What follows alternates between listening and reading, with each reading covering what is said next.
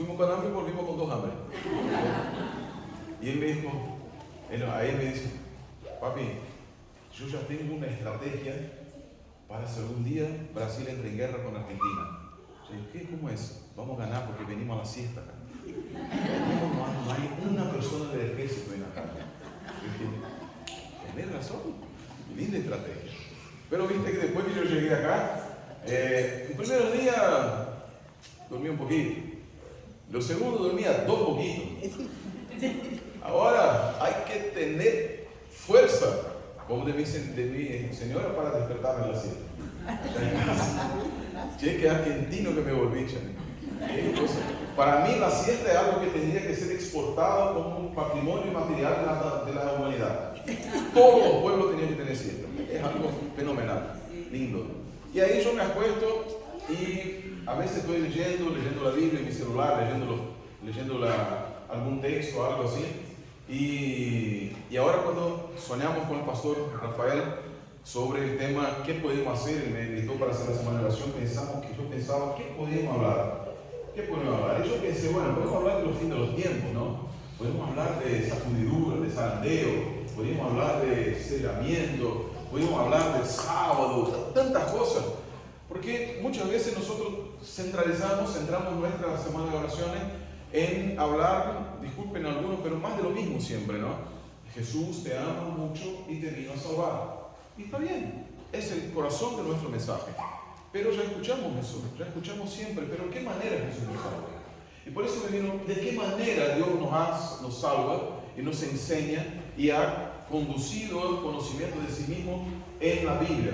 Yo me acordé de una doctrina que todos nosotros conocemos, es una de las principales, pero sinceramente es una de las que más tenemos miedo cuando vamos a hablar hacer el estudio bíblico.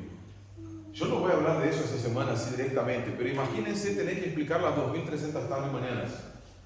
Tener que explicarlas sin tener, no solamente explicar, decir, bueno, del año 457 al año 1844, 2300, pero ahí viene una persona y te dice, bueno, ¿y cuándo fue el día de la expiación del 1844? ¿Alguien se acuerda? ¿Alguien se acuerda? ¿Cuándo? 23 de septiembre. Pero el día de la expiación en el calendario judío fue el 23 de septiembre. Pero en el calendario bíblico, ¿cuándo fue? 22 de octubre. Pero si vos sacas, y acá yo sé que hay mucha gente que conoce, que estudia, y te saca un almanaque de la época, un almanaque judío, y te dice, bueno, el día de expiación fue el 23 de septiembre, no el 22 de octubre. Entonces hay cosas así, no es tan fácil como muchas veces decirse, no, hay un santuario del cielo, hay un santuario en el cielo, 22 de octubre, etc. Y yo quedé pensando, ¿será que podemos ir en esta semana de oración por adentrar a explicación de toda nuestra doctrina del santuario? Después yo pensando, dije, bueno, vamos a necesitar un medio de oración entonces. Y dije, bueno, vamos a hacer algo más básico. O sea, no es básico porque no es profundo, pero es de la base efectivamente. ¿Cuántos de nosotros podemos explicar los muebles del santuario? Los significados. ¿Por qué se ha construido un santuario? ¿Cuál es la intención de tener un santuario? ¿Cómo los rituales se hacían y cómo apuntaban los rituales? No solamente apuntaban hacia adelante, pero ¿cuál era el significado para el pueblo que lo vivía en su momento que lo vivía?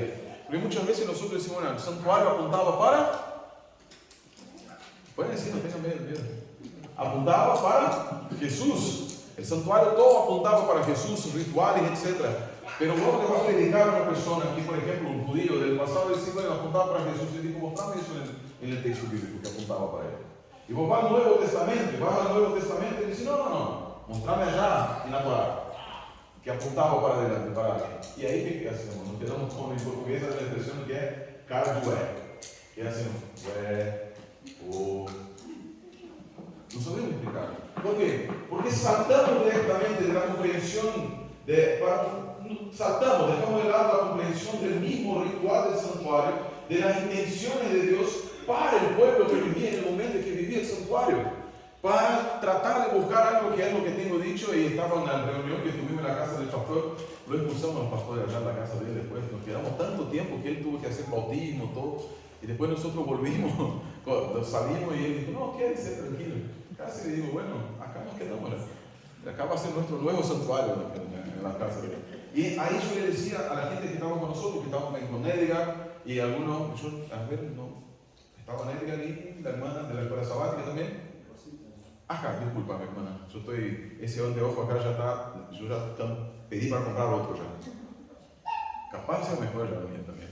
Y estábamos discutiendo y justo era una cosa que puede ser chocante, puede ser cansada, que es, nosotros siempre queremos buscar en la Biblia lo que el texto, cómo aplicar el texto para mí.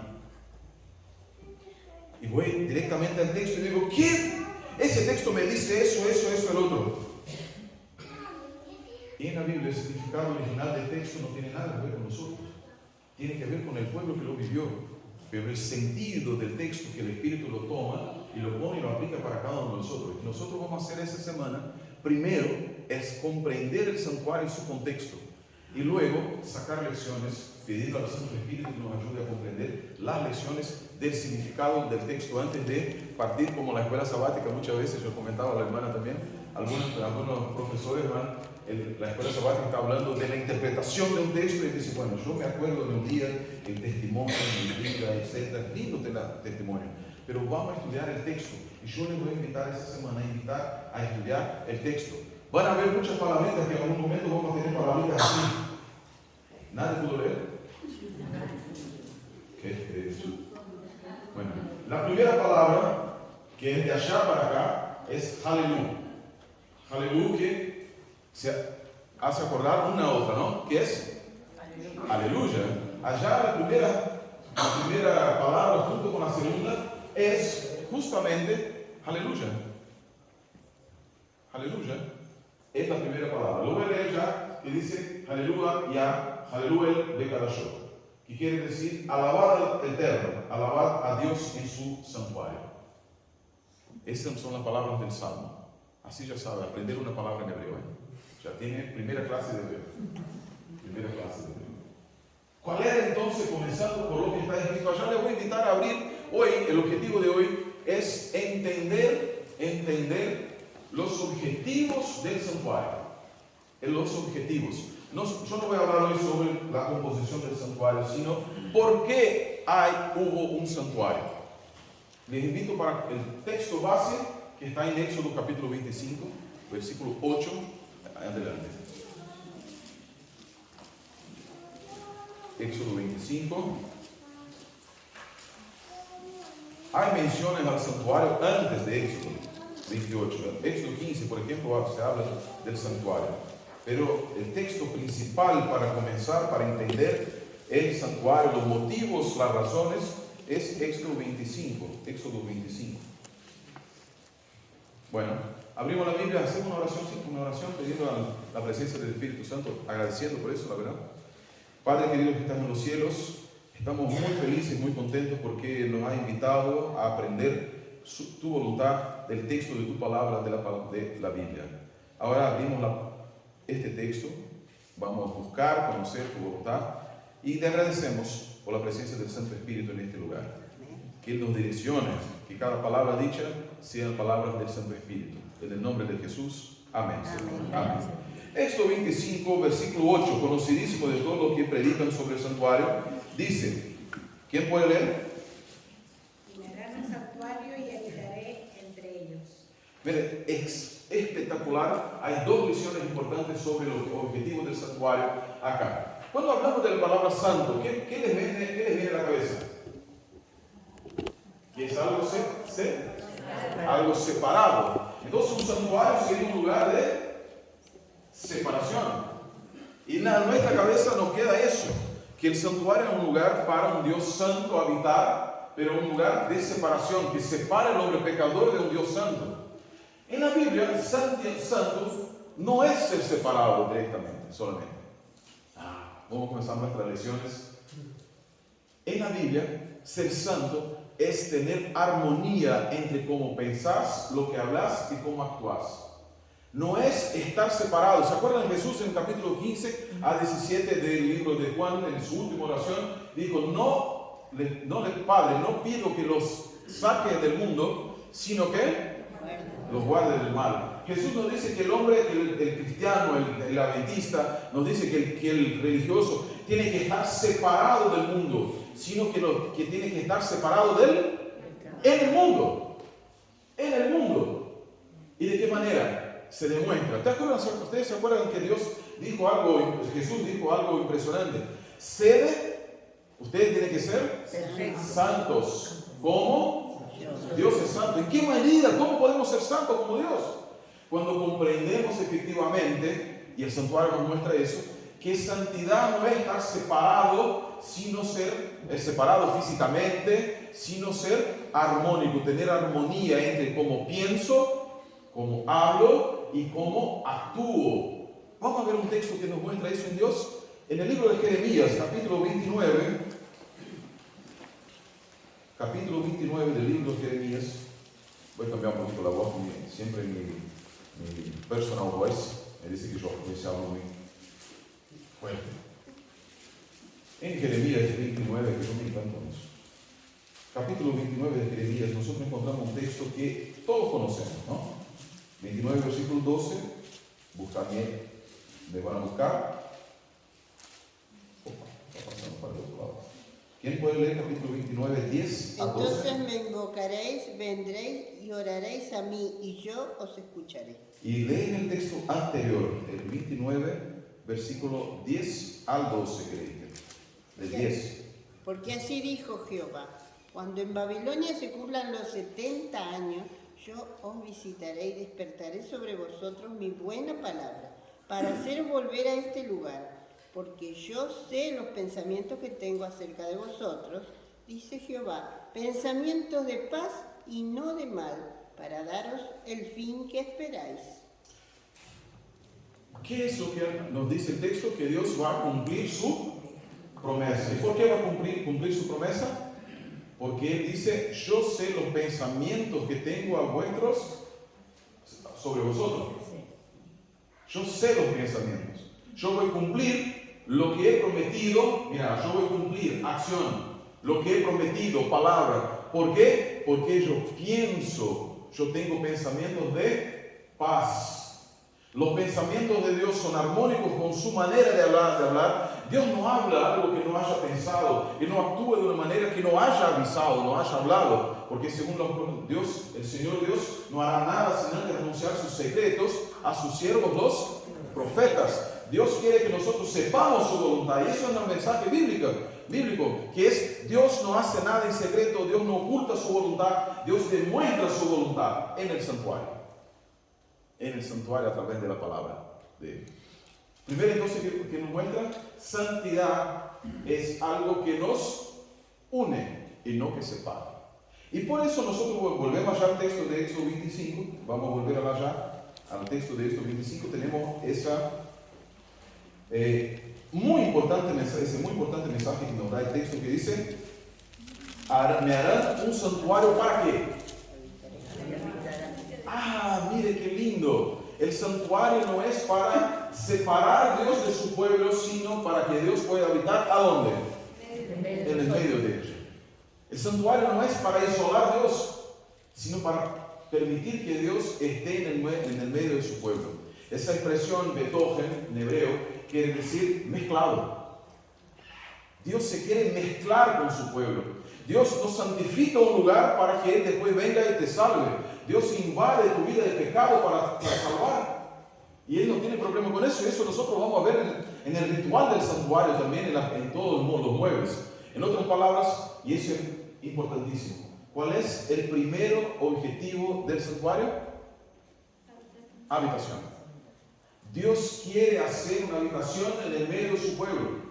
¿Y por qué quiere habitar en el medio de su pueblo? La palabra más común del Evangelio. El amor. Es el amor. Dios quiere habitar en el medio de un hombre, de un pueblo de labios impuros, porque ama a ese pueblo de labios impuros. Dios quiere habitar en el medio de un pueblo de labios impuros para impresionarles con su belleza. Dice el Salmo 29 que tenemos que alabar a Dios, adorarlo en la belleza de su santidad. ¿Y dónde encontramos la santidad de Dios? Isaías 6, vamos allá a Isaías 6 ahora. ¿Dónde encontramos la santidad de Dios? Entonces acuérdense, el primer objetivo del santuario es ser una habitación de Dios. No es, segundo objetivo, no es un lugar para separar a Dios de su pueblo, sino para que Dios pueda estar en el medio de su pueblo. Es una habitación adentro del pueblo y no afuera. Tercera lección importantísima, el santuario nos muestra que santidad no es estar separado, sino ser armónico, tener armonía en lo como pensamos. Isaías 6 nos da una cuarta lección, cuarto objetivo del santuario, que es demostrar la santidad de Dios y hacernos tener. ¿Alguien me puede leer Isaías 6? Y vamos parando. Isaías 6 del 1, comenzando del 1. Yo estoy con una Biblia en portugués acá. El año de la muerte del rey Usías, vi al Señor excelso y sublime sentado en un trono, las orlas de su manto llenaban el templo. Por encima de él había serafines, cada uno de los cuales tenía 6 alas, con 2 de ellas se cubrían el rostro, con 2 se cubrían los pies, y con 2 volaban y se decían el uno al otro: Santo, santo, santo es el Señor Todopoderoso, toda la tierra está llena de su gloria. Hasta acá, muchísimas gracias. ¿Cuántas lecciones podemos sacar al respecto del santuario? Acá. Isaías ve a Dios y adentro del santuario de Dios hay un trono alto y elevado. ¿Qué lección nos da acá? Dios quiere habitar en el medio de su pueblo, sí, quiere mezclarse con su pueblo, pero el santuario nos tiene que hacer acordar que Dios es el Rey del universo. En el santuario no está un Dios que está bajo otros dioses como los templos de otras naciones.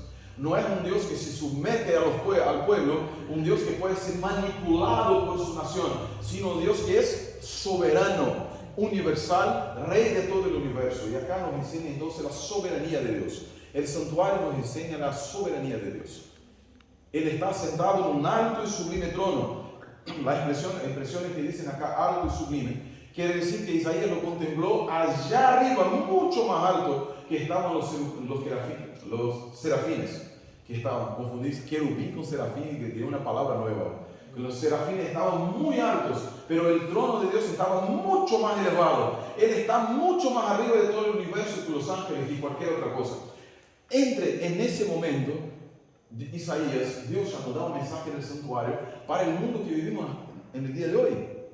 Cuando se confunde y dice que podemos buscar los poderes angelicales, los poderes espirituales, y no necesitamos del poder de Dios. ¿Por qué? Porque tenemos acceso a la conciencia divina que todos tenemos nosotros. Esta semana tuve una discusión así con mi hijo sobre una persona conocidísima de nosotros, ¿no? John Harvey Kellogg. Ustedes se acuerdan de Kellogg, ¿no? De la historia de la Iglesia Adventista. Y el libro que él quería publicar, él publicó un libro llamado El Templo Vivo, The Living Temple. Bienvenido. The Living Temple. Él hablaba de Dios en una manera panteística. Dios es la naturaleza. No es que Dios está en la naturaleza, sino que Dios es como la lluvia que cae y está, cuando vos tocas una madera estás tocando a Dios. Cuando vos tocas una piedra estás tocando a Dios. Y así por adelante. Eso no es lo que está en la Biblia. La Biblia nos dice que yo toco en una madera y estoy tocando a Dios. ¿Sabes qué la Biblia dice? Cuando yo estoy tocando una parte importante de Dios, cuando yo estoy tocando a mi prójimo, cuando yo le estoy abrazando. ¿Por qué? Porque somos hechos a la imagen y semejanza de Dios. Abriendo un paréntesis. ¿Saben por qué Dios odia tanto la idolatría? ¿Por qué Dios odia tanto? Porque la idolatría es una demostración de que el ser humano es medio tonto, para no decir otra palabra. ¿Y por qué?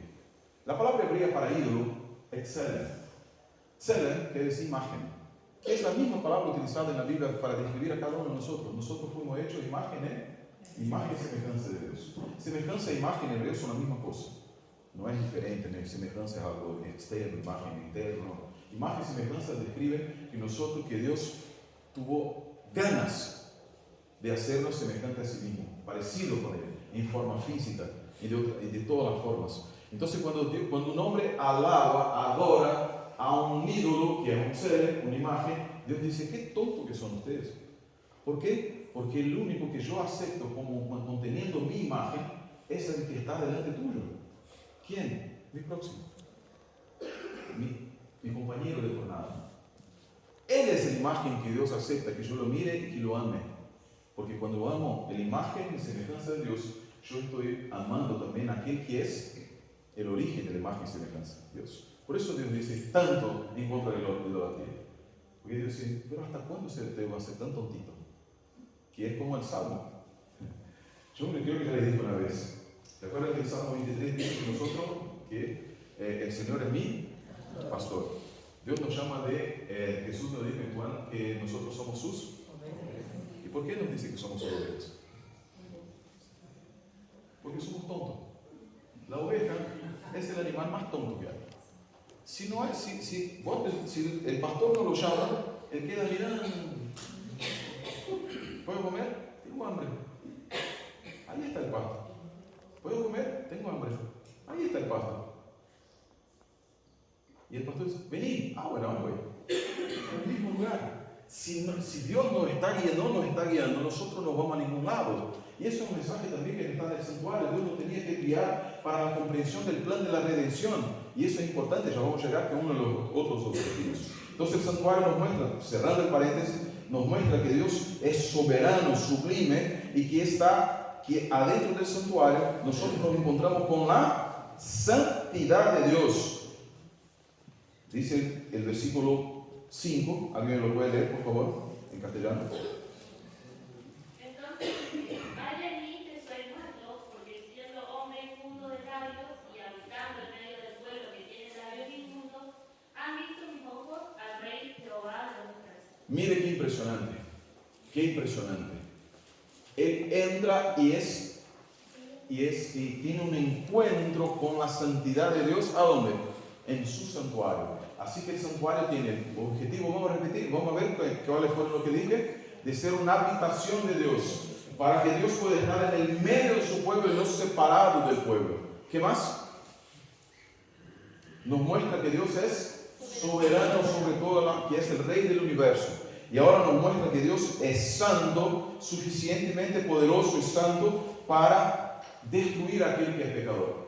Pero nos muestra después algo impresionante que sigue en el mismo capítulo, y nos dice, en esto, uno de los serafines voló hacia junto de mí, trayendo en la mano una tenaz, una brasa, dice en la Biblia que es una brasa, que había sacado del altar con una pinza, ¿no? Sí. Y me tocó los labios y me dijo, ¿qué dice enseguida?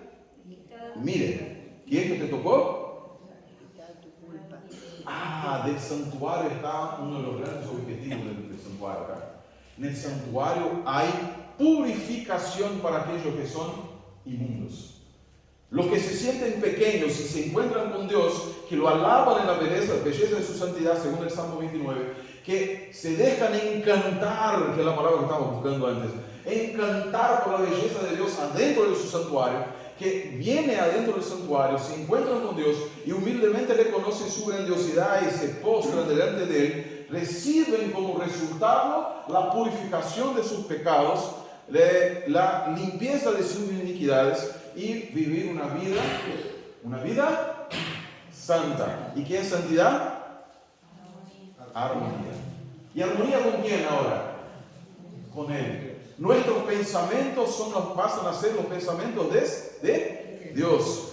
Si nuestros pensamientos son los pensamientos de Dios, ¿cómo van a ser nuestras palabras? Las palabras de Dios. ¿Y cómo serán nuestras actitudes?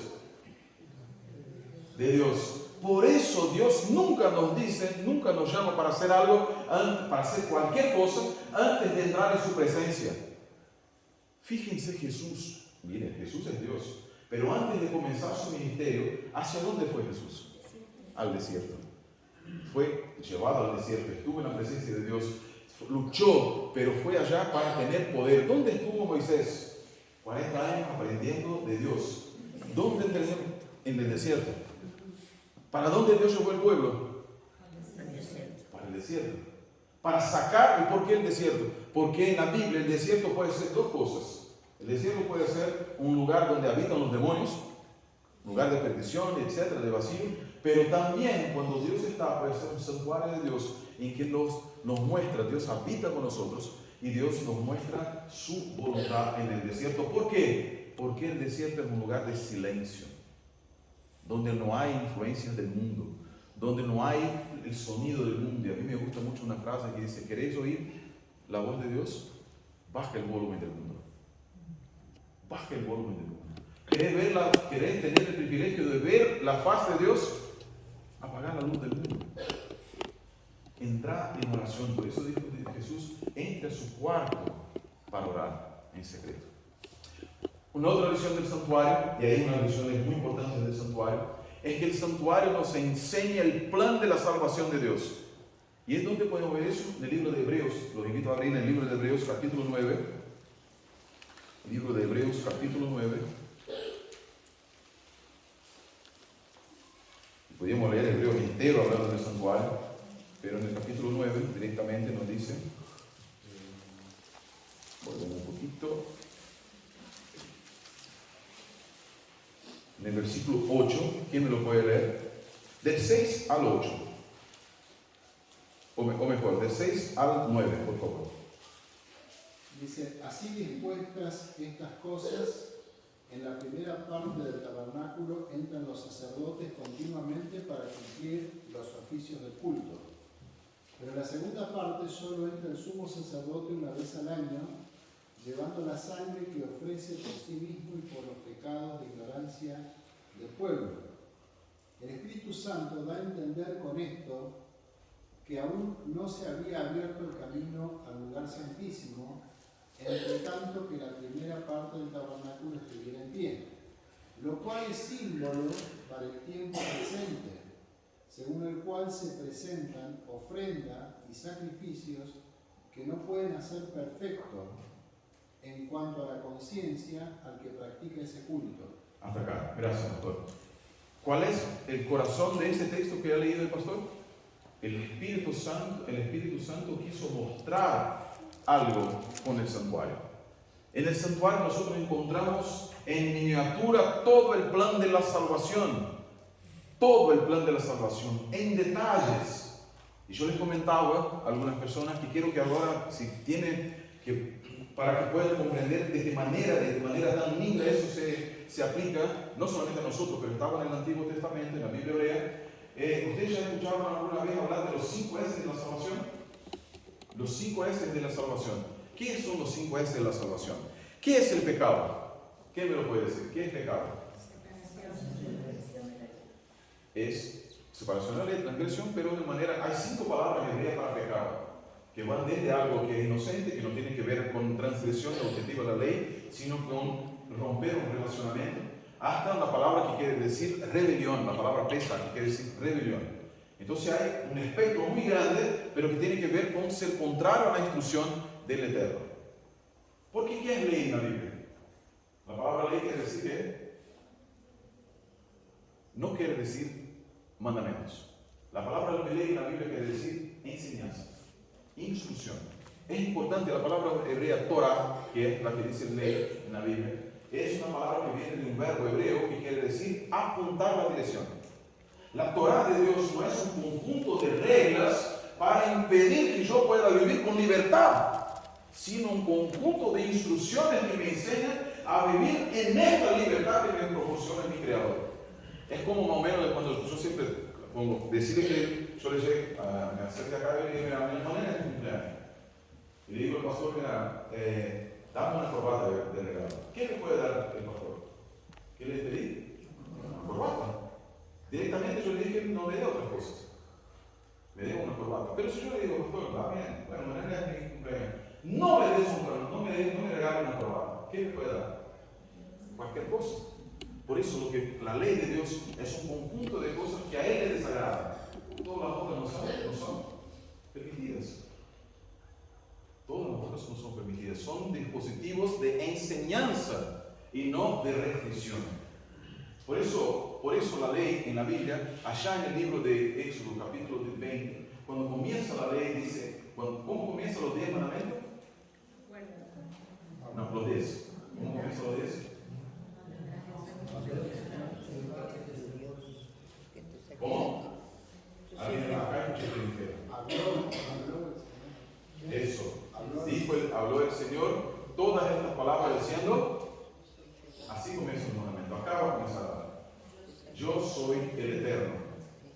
saqué de la tierra de Egipto. Anoji Adonai Elohim, Camisa Eterna, y dice que yo lo saqué de la tierra de Egipto. Dice Anoji, yo soy el Eterno.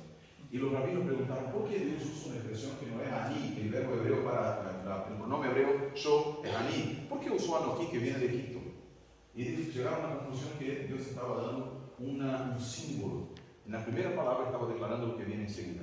Porque Anoji es Ana Nafshi Ketivi Eti. Y quiere decir, yo, mi alma, escribo y yo se lo doy a ustedes.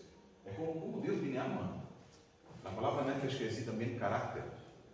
Que quiere decir, Dios está diciendo, yo le estoy dando de manera escrita una demostración de mi carácter.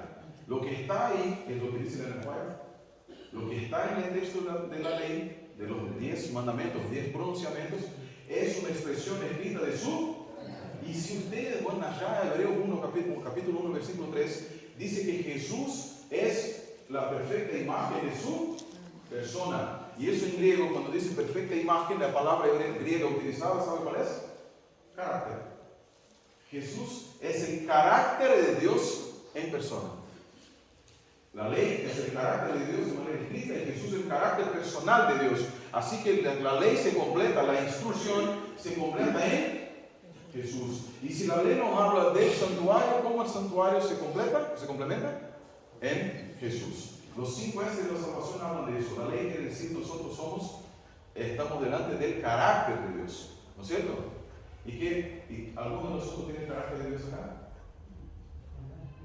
Ojalá. Pero la ley constantemente nos está diciendo algo. Ese es el padrón. Y ustedes están lejos del padrón. ¿Y cuál es el sueldo para el pecado? La muerte. ¿Y qué dice la ley cuando dice que nosotros estamos muy lejos del carácter de Dios y por eso estamos en pecado? Que nosotros teníamos que morir. Es la única declaración objetiva que la ley podría hacer. Pero la misma ley, que es la instrucción para la vida, dice, ustedes no tienen que morir. Hay el principio en el santuario.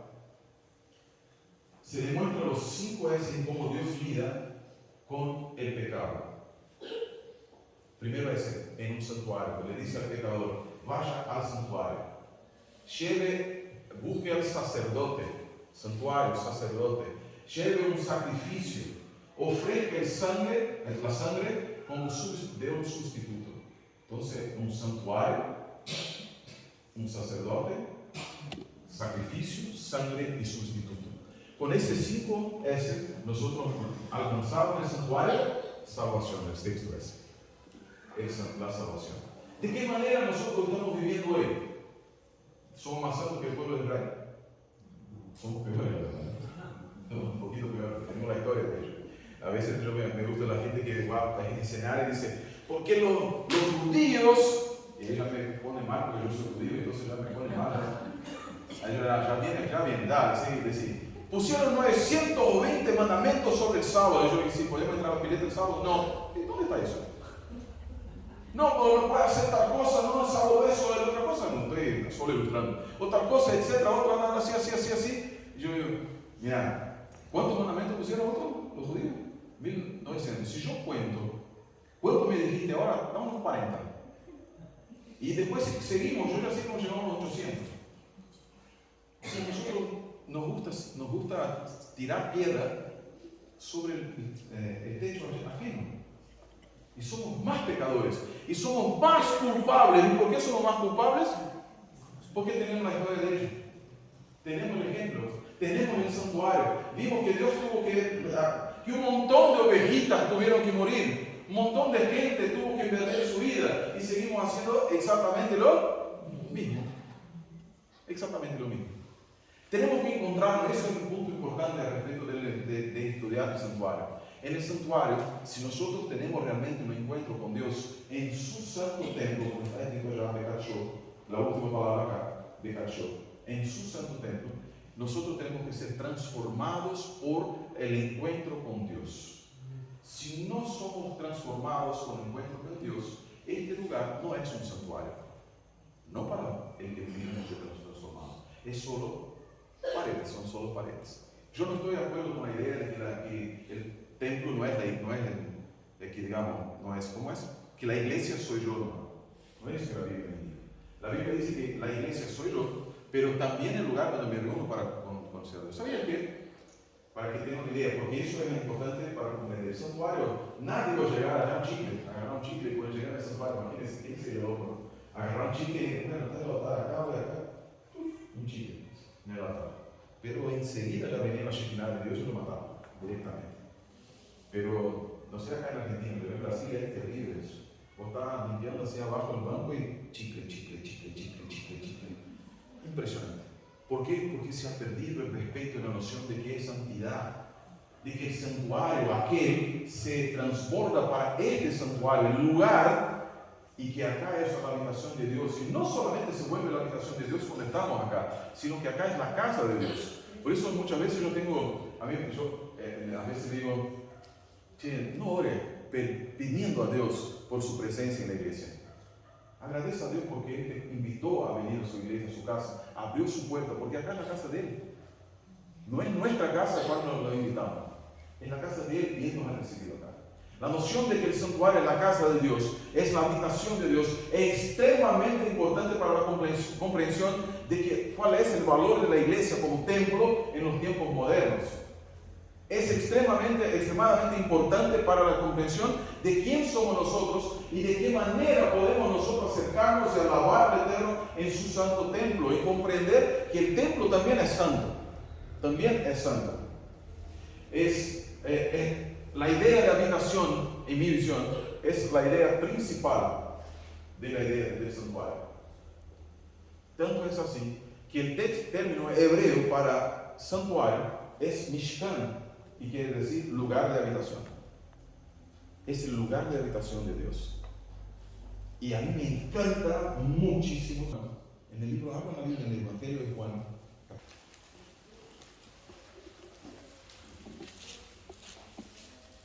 Juan, capítulo 1.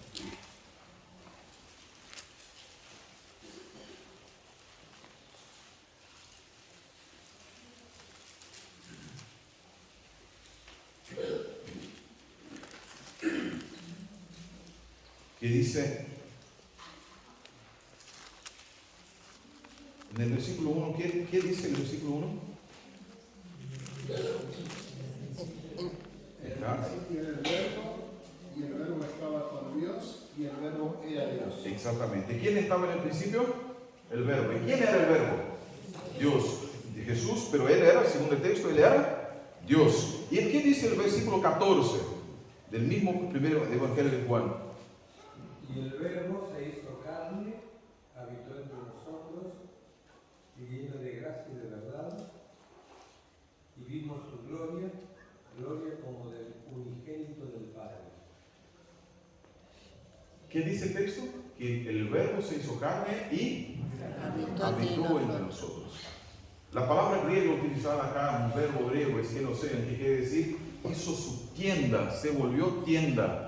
Jesús no solamente es el perfeccionamiento de la ley, sino es también el tabernáculo. Él hizo tabernáculo, se hizo tabernáculo. A mí me gusta mucho lo que dice el comentario católico de mi Biblia, que dice así: el verbo griego es skene tienda, es una alusión a la tienda, que yo le dije cuál es el nombre hebreo del tabernáculo, Mishkan, que quiere decir habitación, tienda, que por ocasión del Éxodo simbolizaba la presencia de Dios en Éxodo 26, versículo 1. La presencia transformada, manifiesta por la irrupción de la gloria de Dios en esa, por ocasión de la inauguración en Éxodo 40, 30, 45, 35, 34, 40, 35, y dice que el Verbo, el Hijo único de Dios, en quien reside el nombre terrible, yo soy, resplandece en esta gloria que tiene con el Padre, realiza en la alianza nueva esa presencia divina que debe asegurar la salvación del pueblo de Dios, según Éxodo 34, 9. Él es verdaderamente el Emmanuel, que quiere decir Dios con nosotros. ¿Y qué era el objetivo del santuario? Que fue el primer objetivo del santuario: Dios habitar ¿con quién? Con nosotros. Y eso se ha realizado en Jesucristo. Esta semana nosotros vamos ahora con esa introducción en que entendemos los objetivos del santuario. El último objetivo era nos enseña el plan de la salvación. Nosotros nos acercamos a Dios en el santuario. Porque si el objetivo primario del santuario es que sea una habitación, si ustedes van en el Salmo 73, Salmo 23, vamos a leer el Salmo 23 enseguida, al final del Salmo 23. Dios nos invita para entrar en su santo templo constantemente. El templo no era para mantener a Dios apartado y alejado, oculto del pueblo, sino para proporcionar la certeza, la seguridad de que Dios estaba en el medio de su pueblo y que quería que el pueblo habitara con él. Yo les invito a abrir ahora dos últimos salmos para entender este objetivo. El primero es el Salmo 23. Salmo 23. Entendemos entonces que es la habitación que se complementa en Jesús. Esta semana nosotros vamos a pasear por adentro del santuario, comprendiendo los significados de su mueble, cómo fueron hechos, cómo estaban dispuestos, cuáles son los significados de los colores, significados de los muebles, y así comprender mejor cómo Dios enseñaba de su presencia, enseñaba el plan de la redención a su pueblo. Pero antes, quiero que ustedes salgan de acá con una seguridad, con algo en su mente. El santuario era para mostrar la santidad de Dios, pero por las invitaciones que Dios había hecho, y siempre así, era un lugar de encuentro, porque el otro nombre del santuario era Ohel HaMoed, tienda del encuentro. Dios quería tener un encuentro con su pueblo en este santuario. Salmo 23, ¿quién me lo puede leer? ¿Puede leer el Salmo entero? Este chiquito es siempre lindo. El Señor es mi pastor, nada me falta. En verdes pastos me hace descansar. Junto a tranquilas aguas me conduce. Me infunde nuevas fuerzas. Me guía por senda de justicia por amor a su nombre. Aunque si voy por valles tenebrosos no tengo peligro alguno, porque tú estás a mi lado. Tu vara de pastor me reconforta. Dispones ante mí banquete en presencia de mis enemigos. Has ungido con perfume mi cabeza, has llenado mi copa a rebosar.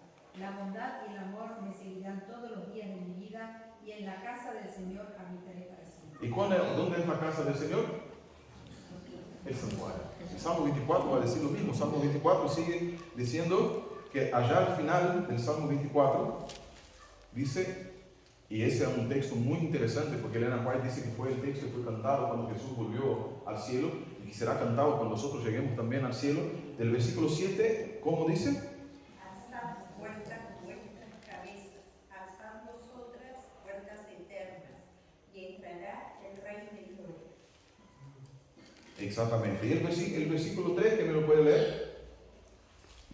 ¿Quién subirá al monte de Jehová? ¿Y quién entrará en su lugar santo? El lugar santo es el santuario, es la habitación de Dios. ¿Y dónde vamos a vivir? Donde Dios nos dice en el final del Salmo 23, porque el fin del Salmo 23, yo ya leí acá una vez hablando con algunas personas en la escuela sabática, que el Salmo 23 no tiene nada que ver con la oveja, tiene que ver con resurrección, tiene que ver con la resurrección.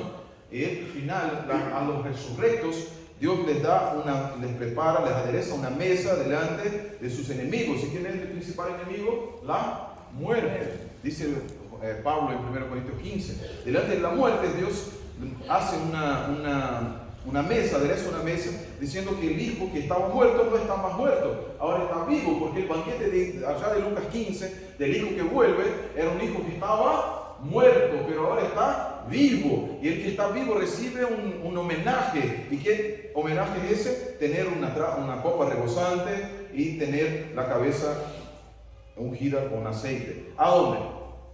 En la casa de nuestro Dios, que es su santuario, según el Salmo 24, versículo 3. ¿Dónde quién van a estar? Porque a él pertenece el mundo y sus habitantes. ¿Y qué vamos a hacer en el santuario? Ese es el último texto que quería leer con ustedes. ¿Cuál es la invitación de Dios para estar? Y cuando entramos al santuario, Dios pone, allá había separación y división. Pero hay un texto en la Biblia que me encanta porque muestra que el objetivo del santuario, primario del santuario, era que yo tuviera intimidad con Dios. Habitar con Dios y tener intimidad con Dios. Salmo 117.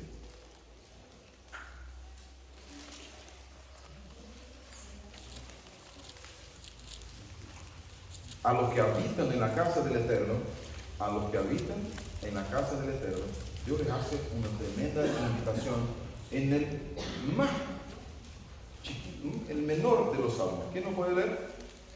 ¿Y dónde dice Jehová? Por favor, lean Señor, por favor. Alabad al Señor, naciones todas, pueblo todos, alabadle, porque engrandecido sobre nosotros su misericordia, y la fidelidad de Jehová es para siempre. Amén. Aleluya. Dice, aleluya. Dicen, load al Señor todas las naciones y glorificados todos los pueblos. Esa es una invitación para entrar al santuario, porque ¿dónde es el lugar de adoración de Dios? En el santuario. Ustedes pueden leer eso en Levítico, en el número 29, dice, el que se acerca a mí, que no venga de manos vacías para la adoración, pero que traiga un sacrificio. El lugar de adoración de Dios es en el santuario. ¿Y qué hacemos en el santuario? Miren qué curioso. La palabra que dice glorificar todos los pueblos es una palabra que aparece una única vez en la Biblia hebrea y es prestada del arameo, ishtahabu. ¿Y sabe qué quiere decir? ¿Viste cuando los nietos se acercan a los abuelitos, los abuelos, y viene y los abraza y le hace, le va acá así a la, ¿cómo dice acá? Al cachete, a la mejilla, sí. Yo soy más así, más cachete, pero me acuerdo que ellos decían y le hacen un cariño. Es lo que Dios dice acá. Cuando dice glorificar en la Biblia de ustedes, la segunda palabra quiere decir, en el original hebreo, quiere decir que Dios quiere tener intimidad a punto de que vos te acerques en su casa, le abrace y le haga un cariño en el rostro de Dios. ¿Ya imaginaron qué figura más hermosa? El santuario dice que Dios es el Rey del universo, que Él está en un alto y sublime trono, pero Él es un lugar también que Él quiere hacer habitación entre nosotros y que quiere que nosotros entramos y tengamos un amor tan grande, respuesta a su amor, que queramos hacer a Él un cariño en su rostro. Qué lección maravillosa del santuario. Que esta semana nos encuentre deseosos de aprender del santuario y estar en la presencia de nuestro Dios. En el nombre de nuestro Señor Jesús. Amén. Amén.